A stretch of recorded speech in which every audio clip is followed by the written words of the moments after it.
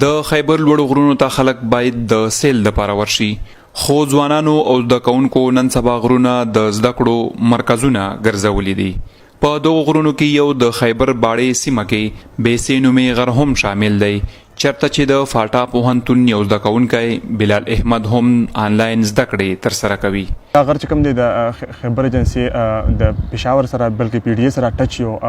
پیک چې کوم دی غر دی او دې له موږ راخیږو تقریبا 45 منټ موږ په دې غر باندې مزل کوو چې بره راخیږو، بره چې موږ راوخیږو موږ ته سیګنل راشي او په هغه سیګنل باندې بیا موږ خپل کار روان کو. دا زما 5مه ورځ ده چې زه د غر ته راخیږم او دلته زه زده کړه کوم بیا واپس کېږم کور ته. د کرونا وبا خورېدو له وجې په ټول هیواد کې حکومت لخوا لاکډاون یا ټول بند ولګول شو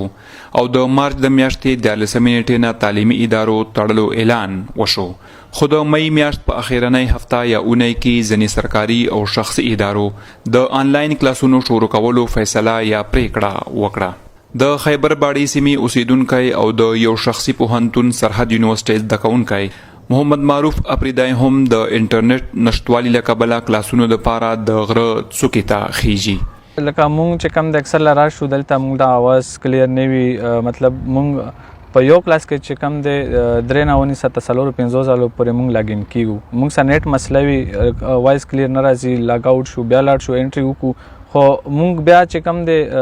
ریکارډډ ویډیو چې کم دی هغه ترلاسه کړو واخلو، هغه بیا چې مونږ ګورو داسې ورډز وي داسې سنټینس وي چې په هغې مونږ نه پوهېږو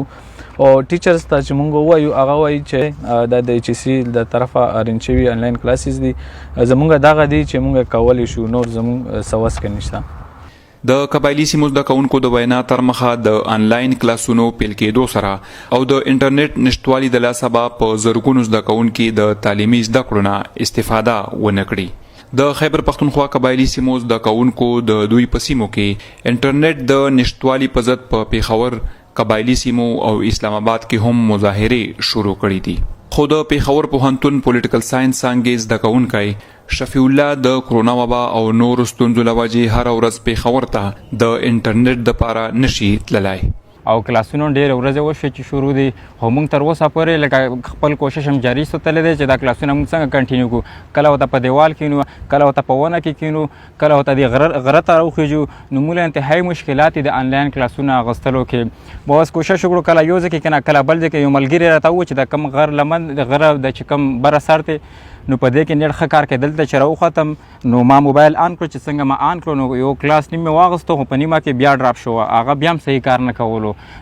د جنوبي وزیرستان یا اوسیدونکي اسلام آباد های کورټ ته سمو د وړاندې په سیمه کې د انټرنیټ د نشتوالي خلاف خواست هم کړی دی. ماهرین وایي انټرنیټ معلوماتو او علم ته رسایي اسانه کړې ده او خلک کور کې د ناستې په مهال هم د نړۍ هر ډول علم ته لاسرسایي کولی شي. فرید شینواری، وایس اف امریکا، ډیوا، پیښور.